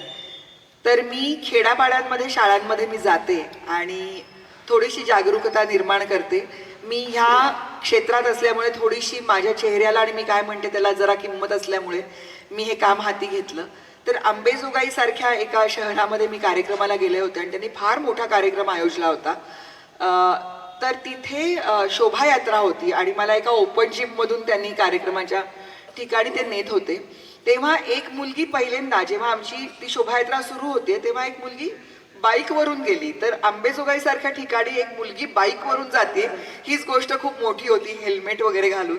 तर तिने असं बघितलं आणि ती म्हणाली भीमाई अशी करून ती जोरात ओरडली आणि ती घरी गेली. आणि थोड्या वेळाने ती शोभायात्रा जात असताना एक गाडी आली अशी अर्धवट पुढे आणि त्या गाडीतून एक आजीबाई उतरल्या, म्हाताऱ्या एकदम आजीबाई, 87-88 वर्षाच्या असतील. एक अशी 9 खणाची चोळी घातलेल्या आणि इरकली लुगडं नेसलेल्या, हातावर कपाळावर गोंदलेल्या आणि त्या अशा म्हाताऱ्या. त्यांना अक्षरशः उचलून त्यांनी माझ्यापर्यंत आणलं आणि त्या माझ्या चेहऱ्यावरून हात फिरवत फिरवत बाई माझ्या बाबासाठी तू कळा सोसल्यास असं म्हणत होत्या. कारण त्या सिरियलमध्ये मी भीमाई होऊन बाबासाहेबांना जन्म देते हा तो सीन होता त्याच्यामध्ये. आणि बाबासाहेबांच्या बद्दलची खरंच गोष्ट आहे की ते जवळजवळ 10 पाऊंडाचे होते. He was a big baby. आणि त्या बाईचं ते 14वं बाळंत पण होतं भीमाईचं. म्हणजे ती जवळजवळ 40शीला आलेली होती तेव्हा आणि तिने त्या बाळाला प्रसवलं आणि काय मुलगा.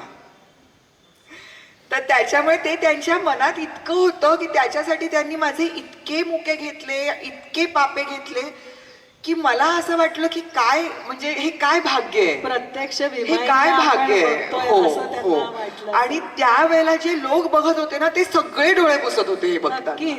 किती हो. आणि त्या पाय चेपायला लागल्या माझे. म्हणजे अद्भुत होतं ते. आणि दुसरा प्रसंग जो आहे तो आहे कथा अरुणाची. हे नाटक मी करत होते ज्याच्यामध्ये अरुणा शानबाग ह्या स्त्रीवरती बलात्काराचा प्रयत्न झाला आणि ती त्याच्यानंतर याच्यामध्ये होती, कोमामध्ये होती जवळजवळ. हो, जवळजवळ 35 वर्ष. आणि 72 साली हे घडलं होतं. तेव्हा नाही 72 नाही, मला वाटतं 76 साली. तेव्हा मी अवघी 6 वर्षांची होते. बघा मी वयच सांगते, काय ऍक्ट्रेस कोण सांगते असं. म्हणजे आता तुम्ही हिशोब कराल मी 54 वर्षाची आहे. तर त्याच्यामुळे मला त्याच्या फार काही आठवणी नव्हत्या. पण त्यावेळेला त्या नर्सला तिथून बाहेर नेऊ नये म्हणून पहिल्यांदा सगळ्या सिस्टर्सने संप केला होता. आपण आपल्या भारतीय संस्कृतीमध्ये बंधुभावाचं फार कौतुक करतो, पण मला वाटतं पहिल्यांदा भगिनी भाव दिसला होता स्त्रियांमधला की आमच्यातल्या एकीला इथून हॉस्पिटलमधून बाहेर काढू नका, आम्ही जीवात जीव असेपर्यंत तिची सेवा करू आणि काय हॉस्पिटलचे पैसे आहेत ते आम्ही भरू. ज्या वेळेला तिच्या कुटुंबाने तिची काळजी घेणं नाकारलं होतं. तर तिची भूमिका मी नाटकामध्ये केली होती आणि सगळ्या सिस्टर्स मला बघायला यायच्या.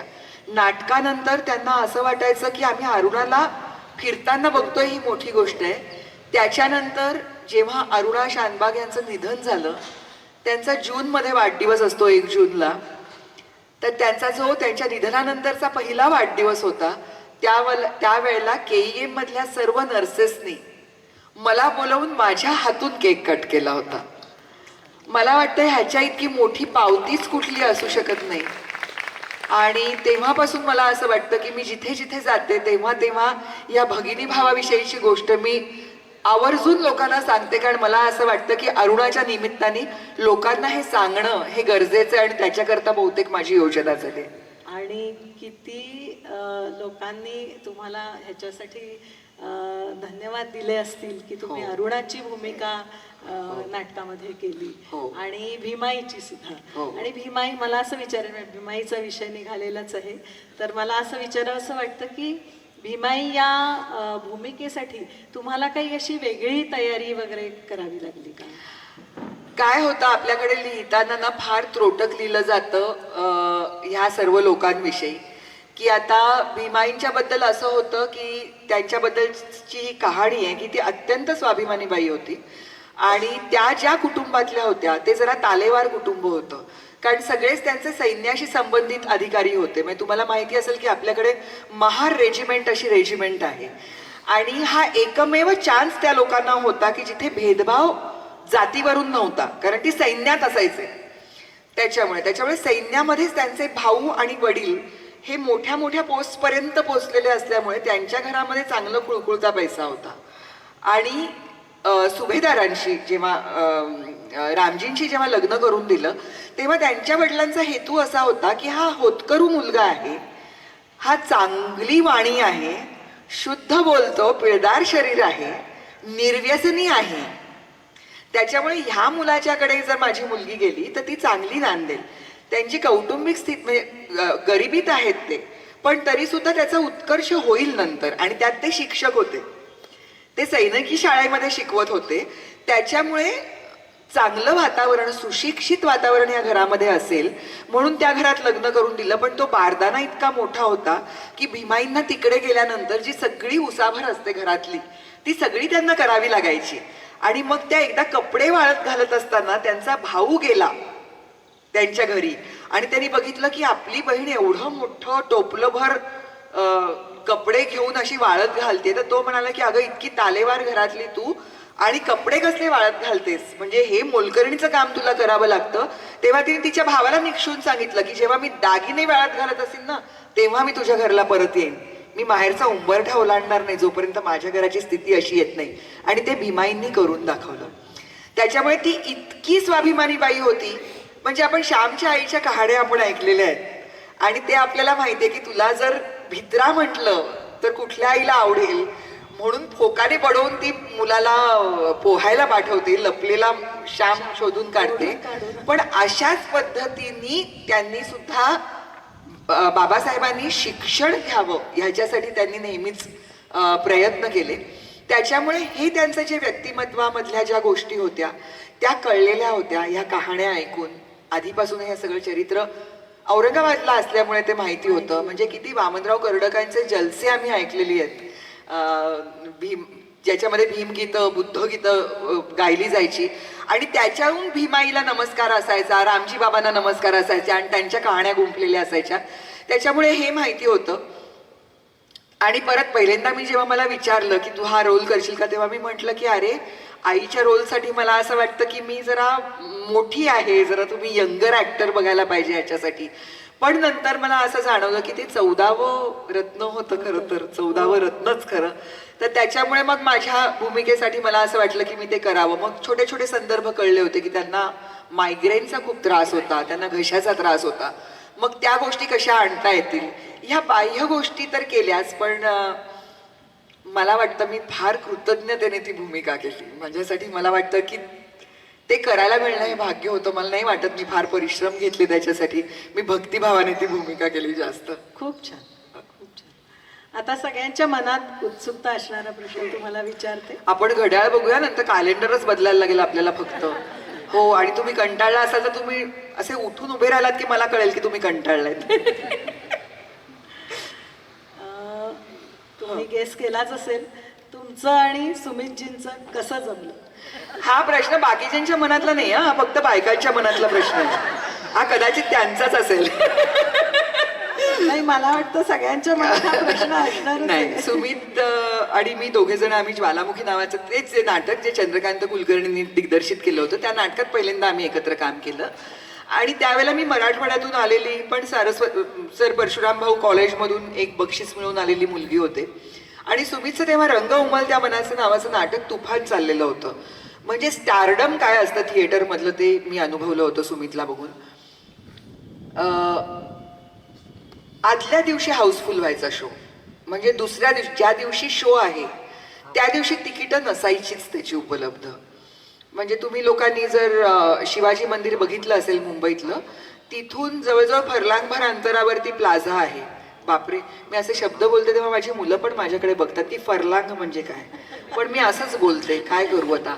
तर फरलांगभर अंतरावरती प्लाझा थिएटर आहे, तिथपर्यंत रांग जायची बुकिंगची.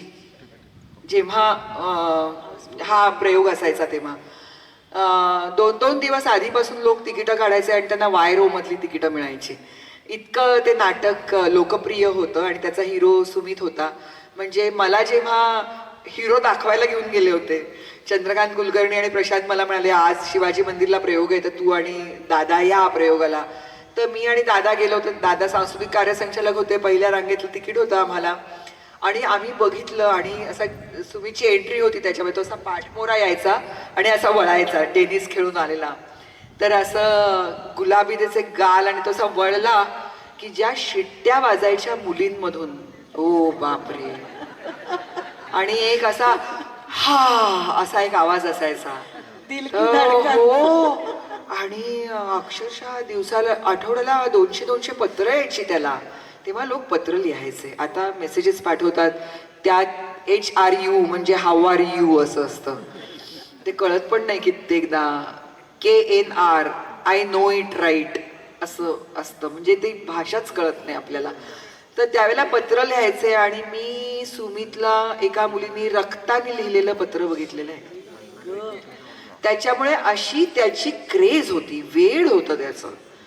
आणि असा मुलगा माझ्याबरोबर नाटकात काम करणार होता. आणि त्या नाटकामध्ये त्याच्यापेक्षा जरा मला भाव खाऊ रोल होता. तर त्याच्यामुळे ते त्याला कसनुसं होत होतं, कारण त्याला ते त्या पद्धतीच्या वातावरणाची सवय होती. त्याच्यामुळे त्यालाही थोडं ॲडजस्ट करून घ्यायचं होतं, मलाही होतं. आणि आमच्यात साधा संवाद पण घडणं शक्य नव्हतं, कारण मी एक वाचणारी मुलगी होते. जसं मी सांगितलं की नट म्हणजे तो खूप उत्तम व्यासंगी असावा असं मला वाटायचं. त्याच्यामुळे मी सतत पुस्तकांमध्ये असायचे. आणि तो अजिबातच पुस्तकाला हात न लावणारा होता. तो बॅकस्टेजच्या लोकांना एकत्र करून दौऱ्यामध्ये पत्ते खेळत असायचा. आणि त्यात ते पैसे लावून रमी खेळायचे, जे माझ्यासाठी अगदीच अप्रपण्यम असं होतं. की असं कसं पैसे लावून, ते बिचारे म्हणजे हातावरती पोट असणारे लोक त्यांच्याशी कसे पैसे लावून जुगार कसं कोणी खेळतं. जुगारच ना माझ्यासाठी तो. त्याच्यामुळे माझ्यासाठी ते अगदी म्हणजे हे कोण करतं असं वाटायचं मला. आणि ते लोक मजेत असायचे सगळे. म्हणजे एक आमचे मेकअपमन होते, ते दरवेळेला पत्ते त्यांच्या हाताला दिले की माझ्या डोक्यावरती लावून जायचे की मग त्यांना पत्ता लागायचा असं ते म्हणायचे. माझ्यासाठी ही लिंगोच वेगळी होती. पत्ता लागलाय, आज काय पत्ता, आज तापलंय असं वगैरे ते बोलायचे. हे मला काही माहितीच नव्हतं, हे वेगळंच कल्चर होतं माझ्यासाठी. तर त्याच्यात त्याची माझी ओळख झाल्यानंतर एकदा तो माझ्या शेजारी येऊन बसला आणि मी त्याला विचारलं की तू काय वाचतोस. कारण मला असं वाटलं समवयस्क नटाशी आपण काय बोलू शकतो, तर तू काय वाचतोस. तर त्यांनी मला काहीतरी अगम्य नावं सांगितली, गाला आणि असे वगैरे लोक. तर मी म्हटलं हे इंग्लिश लिहितात का, कारण मी इंग्लिश फार वाचत नाही, त्यांच्या पुस्तकांची नावं सांग. मी आपली अरुंधती रॉय पर्यंतच होते तेव्हा. ग्लॅमरस लेखक वाचायचे इंडियन मी फक्त. तर तो मला हसायला लागला. तो मला की एक लिहितात स्टॅटिस्टिक्सचं गाईड आणि दुसऱ्याने लिहिलंय अकाउंट्सचं गाईड. मी फक्त गाईडच वाचतो, मी पाठ्यपुस्तकं पण वाचत नाही माझ्या कॉलेजची, मी एवढंच वाचतो. मग म्हटल्यानंतर ते म्हटलं शेळा पोराशी तर आपण काय बोलूच शकत नाही. जो गाईड्स वाचतो, कारण आमच्याकडे मुलं गाईड्स वाचायची शाळेमध्ये. नवनीत वाचतो म्हणजे हे नवनीत वापरतात, हे त्या लोकांची बोलायचं नाही. हो, पण त्याच्यामुळे काही मला असं म्हणजे अपेक्षित प्रश्नसंच म्हणजे सुद्धा आम्हाला असं वाटायचं की शी लिहिलेली उत्तरं वाचून तुम्ही कॉलेजला शाळेमध्ये जाणाऱ्याला काय अर्थ आहे. त्याच्यामुळे आमच्यात मैत्री पण घडली नाही पहिल्या नाटकामध्ये. आणि त्यात तो 19 प्रयोगात नाटक सोडूनच गेला. आणि मग मध्ये 2-2.5 वर्ष गेल्यानंतर माझं करिअर चालू होतं, माझी नाटकं चालू होती. दुर्दैवाने तो जो हिंदी चित्रपट करायला म्हणून त्यांनी नाटक सोडलं, तो चित्रपट कधी आलाच नाही. आणि त्याच्यात उत्तम काम केलं होतं खरं तर सुमितनी. म्हणजे त्याच्याविषयी असं लिहून आलं होतं की सिनेसृष्टी, हिंदी चित्रपटसृष्टीला नवीन संजीव कुमार मिळाला असं वर्णन होतं. कुठला? त्याचं नाव होतं इश्क खुदा हे नावाचं होतं आणि सुमिती त्याच्यासाठी अत्यंत उर्दूवरती मेहनत घेतली होती. सगळं बाकीच्या ऍक्शन सीन्स वरती त्यांनी मेहनत घेतली होती. घोडेस्वारी शिकला होता, अंगठ हेचकाळून घेतलं होतं, खूप मेहनत केली होती सुमितनी त्याच्यासाठी. पण तो चित्रपट कधी आलाच नाही. आणि त्याच्यानंतर 2.5 वर्षांनी मला एक नाटक विचारलं गेलं प्रभाकर पणशीकरांकडून आणि मला कळलं की तुषार दळवी किंवा सचिन खेडेकर माझे हिरो असणार होते त्याच्यामध्ये. आणि त्याच वेळेला बॉम्बस्फोट झाले मुंबईमध्ये आणि त्यावेळेला तुमच्यापैकी काही जणांना माहिती असेल नलिनी इनामदार, इथलं इनामदार कुटुंब, ती माझी मावशी आणि तिच्याबरोबर मी तेव्हा माहीम सारख्या भागात राहत होते. अत्यंत संवेदनक्षम अशा भागात राहत होते आणि नाटकाच्या तालमी चालू होणार होत्या. आणि मी गेले त्यांच्या ऑफिसमध्ये आणि हा माणूस बसला होता तिकडे, सुमित राघवन. म्हटलं तू काय करतोयस इथे? तर तो मला तू काय करतेस इथे? तर मला हिरो आहे मी तुझ्या नाटकाचं, चालणार आहे का तुला? तर मी म्हटलं चालेल की, मला मजा येईल तुझ्याबरोबर परत काम करायला. आणि त्या 2.5 वर्षामध्ये म्हणजे मला असं वाटतं की नेहमीच तुम्हाला यशस्वीताच काहीतरी घडवते असं नाही, तर काही वेळेला अपयश तुम्हाला घडवतं. आणि मला असं वाटतं त्या 2.5 वर्षामध्ये सुमित ज्या कोशात गेला होता की जिथे हे सगळं स्टारडम पूर्णपणे नाहीसं झालं होतं, तो त्या लाईमलाईटमध्ये नव्हता. त्यावेळेला त्याचं जे काही चिंतन मनन झालेलं होतं त्याच्यात तो इतका सुंदर व्यक्ती बनला होता की त्याच्या मी प्रेमात न पडणंच नवलाचं होतं. आणि तोपर्यंत मी काम केलेलं असल्यामुळे मी त्याच्या डोळ्यात डोळे घालून बघू शकत होते, कारण पहिल्यांदा असं होतं की तो स्टार होता आणि मी कुणीच नव्हते. आता काम करून मी कुठल्या तरी एका मुक्कामी पोचलेली होते, त्याच्यामुळे कदाचित we were on the same page. आणि असं म्हणून मग आम्ही दोघांनी एकमेकांना सुद्धा त्या नाटकाच्या दरम्यान इतकी मदत केली की मग ती जी मैत्री झाली ती आज त्या टिकून आहे. आणि मला असं वाटतं की आमच्या दोघांच्या नात्यामध्ये प्रेमापेक्षा मैत्री आणि आदराला जास्त स्थान आहे आणि त्याच्यामुळे मला वाटतं ते आजपर्यंत इतकं ताजं आहे. डबल डेकरच्या काय आठवणी तुमच्या? अरे बापरे, यांनी खूपच अभ्यास केलाय. हो, गाईड नसताना अभ्यास करणारी मुलगी आहे ही. तर ते असं होतं की त्यावेळेला काही असे हातात फार पैसे खेळायचे नाहीत आणि सुमितच्या बाबतीत तर असं होतं की जेवढी काही त्याला नाईट मिळेल, म्हणजे नाटकाचं जे मानधन मिळतं त्याला आम्ही नाईट म्हणतो, तर ती जी काही नाईट मिळेल ती अख्खीच्या अख्खी तो घरी द्यायचा, कारण तो घरी राहायचा. आणि माझ्याबद्दल असं होतं की माझे वडील काही दिवस माझ्या बरोबर होते, त्याच्यानंतर त्यांची पुण्याला बदली झाली, त्याच्यामुळे मी माझ्या नलू मावशी बरोबर पेइंग गेस्ट म्हणून एका ठिकाणी राहत होते. त्याच्यामुळे माझ्या पैशांचा विनिमय मी कसा करावा हे माझ्यावरती होतं. त्याच्यामुळे बरेचदा आमची म्हणजे हॉटेलची बिल्स जी असायची ती मी भरायचे, सुमित नाही भरायचं. आणि त्याच्यामध्ये कुठेच असं नाही वाटायचं की नाही तो पुरुष आहे तर त्यांनी हे करावं. बरोबर. त्याच्यामुळे पहिल्यापासून जी आमच्यात इक्वालिटी आहे ती अजूनही आहे की ही कामं बाईची, ही कामं पुरुषाची अशी आमच्याकडे कामं नाही आहेत. म्हणजे आता जाता जाता एक ज्ञानाचा डोस पाजायचा म्हणून की मी नेहमी म्हणते माझ्या घराच्या बाबतीमध्ये की मला कधीही कुणी असा प्रश्न विचारायला आवडत नाही की तुला कामात सुमित मदत करतो का. म्हणजे कुठेतरी आपण एक गृहीत धरतो की घरकामी बाईचीच जबाबदारी आहे आणि तिला पुरुष मदत करतो म्हणजे तो काहीतरी उदात्त गोष्ट करतोय. आणि बाई जर घरातलं काम करत असेल तर ते तिने केलंच पाहिजे कारण तिचं ते कर्तव्य आहे. असं नसतं, घर सगळ्यांचं असतं. त्याच्यामुळे सुमितही घरात काम करतो आणि मीही घरात काम करते. कधी मी त्याला मदत करते, कधी तो मला मदत करतो, कधी मुलं काम करतात आणि आम्ही दोघे त्यांना मदत करतो. घर चौघांचं आहे तर सगळ्यांनी काम करायचं. तर तसं आम्ही असे दिवस घालवायचो आमचे. आणि मग आम्ही हॉटेलमध्ये गेलो तरी आम्ही असं म्हणायचो की आज उर्दूत वाचायचंय का इंग्लिशमध्ये वाचायचंय मेनू कार्ड.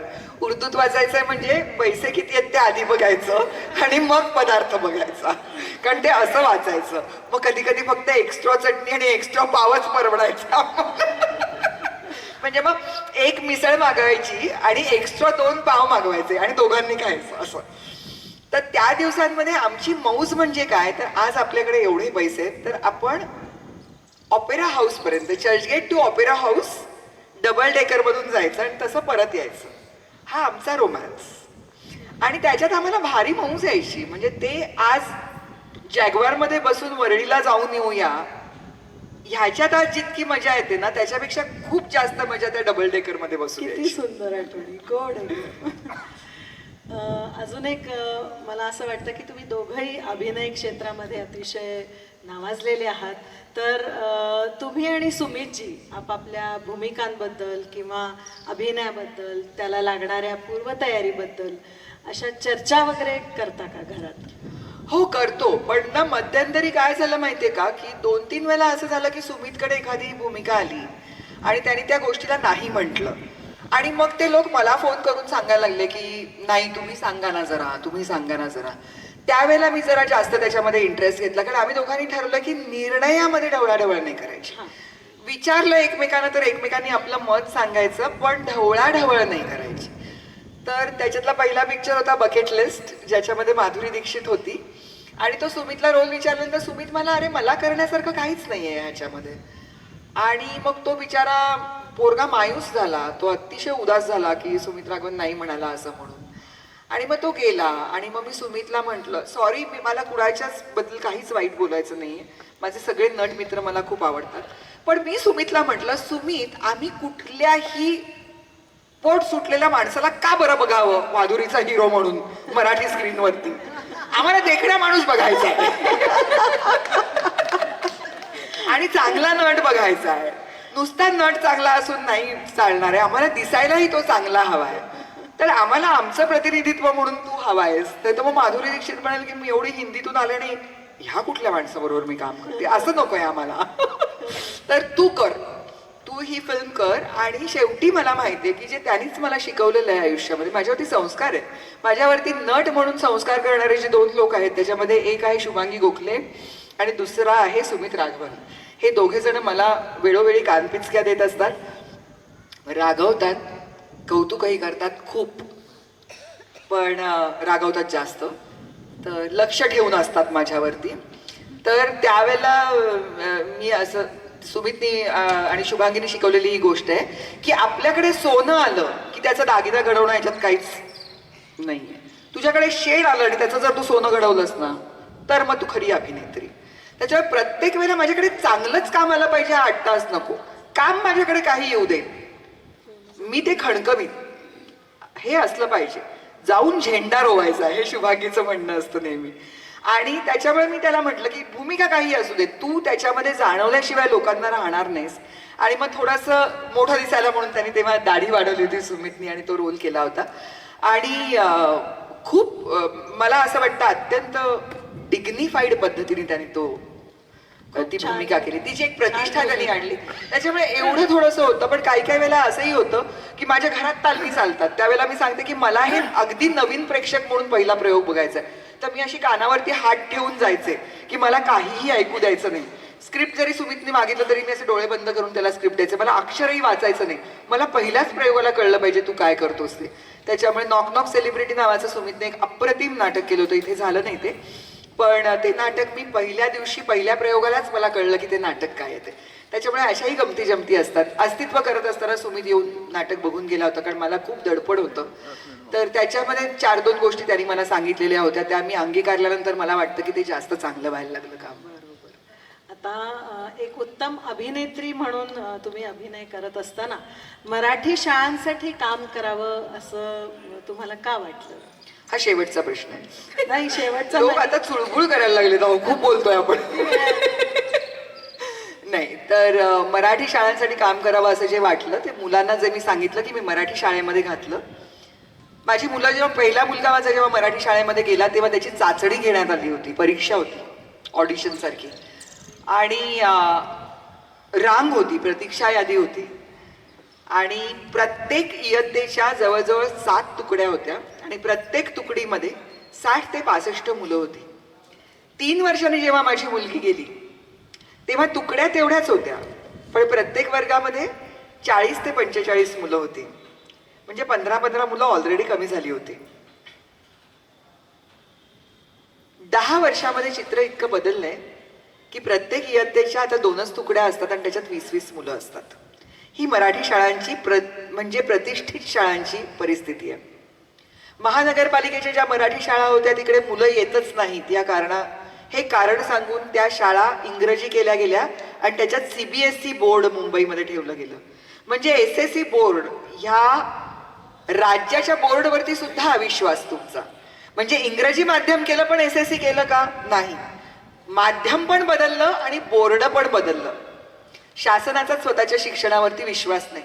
हे सगळं चित्र जेव्हा दिसायला लागलं तेव्हा एक संस्था आहे मराठी अभ्यास केंद्र, ती मराठी भाषाप्रेमी पालक संमेलन घडवते दरवर्षी, ज्याच्यात सर्व दूर महाराष्ट्रामधून शाळा येतात आणि ज्या प्रयोगशील शाळा आहेत त्या एका छत्राखाली येऊन विचारांचं आदान प्रदान करतात, एकमेकांना हुरूप देतात. आत्ताच आज मला कळलं तुमच्याकडची महानगरपालिकेची जी शाळा आहे तिचा पट 1600 आहे. माझ्या डोळ्यात पाणी आलं मगाशी. तुम्ही एकदा इचलकरंजीकर स्वतःसाठी टाळ्या वाजवा की तुम्ही हे वातावरण अजूनही टिकवून ठेवलेत. ही इतकी अभिमानाची गोष्ट आहे.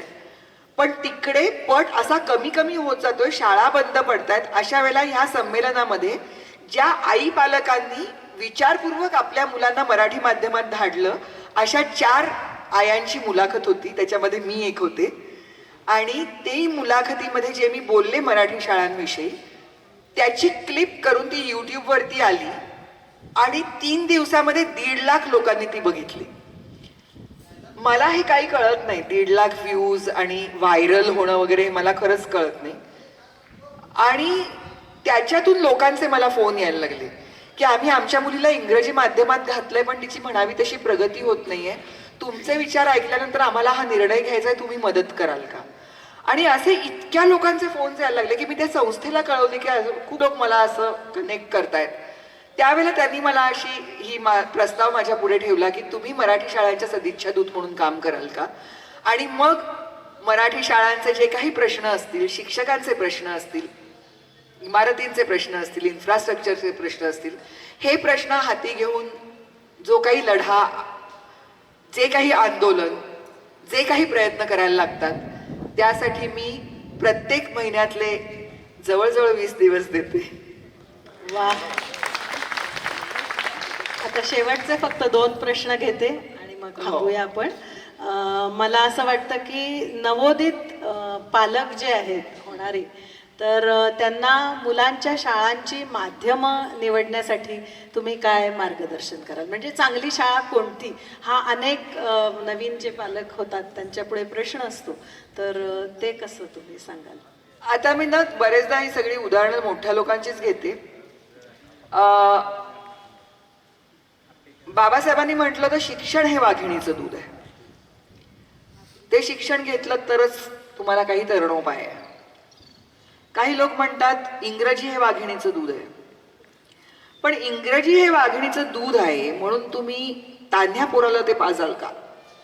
साधं लहान बाळाला आईच्या दुधापासून जर तोडायचं असेल तर आधी म्हशीच्या किंवा गाईच्या दुधामध्ये पाण्याचा अंश वाढून पहिल्यांदा त्याला ते पचतंय का ते आपण बघतो. त्याच्यानंतर मग तो पाण्याचा अंश कमी कमी कमी कमी करत जात मग आपण गाईचं आणि म्हशीचं दूध सुरू करतो आणि आईचं बंद करतो. शिक्षणाच्या बाबतीत आपण का नाही असं करत? शिक्षणाच्या बाबतीत मात्र आपल्याला डायरेक्ट त्याला वाघिणीचंच दूध पाजायचं आहे. त्याला आधी गाईचं तर पचू द्या, त्याला आधी आईचं तर पचू द्या. तो आपण विचारच करत नाही. जगाची खिडकी आहे इंग्रजी. म्हणजे इंग्रजी ही ज्ञानभाषा आहे, ही एक पसरवलेली जाहिरात आहे. इंग्रजी ही ज्ञानभाषा नाही. इंग्रजीमध्ये जेवढं काही ज्ञान आहे उत्तमोत्तम ते इंग्रजांनी अनुवादित करून ठेवलेलं आहे, संपादित करून ठेवलेलं आहे. इंग्रजीला विरोध आहे का? अजिबात नाही. इंग्रजी शिकलीच पाहिजे, कारण बऱ्याच ठिकाणी ती बोलली जाते, त्याच्याबद्दल मनात प्रत्यवाय नाही. पण म्हणून मला माझ्या भाषेचा लळाच नको. एकीकडे आपल्याला मुंजा करायची आहे मुलाची, लग्नामध्ये पेशवाई पाहिजे, खोपा पाहिजे का? तर ही आमची संस्कृती आहे. तो मुंजीला मुलगा विचारतो. माझ्या बाबतीत हे घडलेलं माझ्या घरातलं उदाहरण आहे.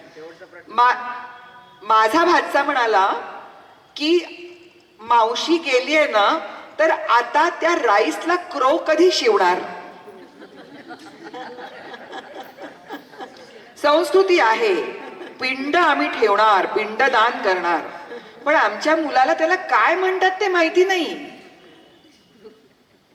आणि त्याच्याबद्दल आम्हाला आया इतक्या हसून सांगतात ना, अगं त्याला 1.25 म्हणजे काय कळणारच नाही, त्याला सांग ना 145.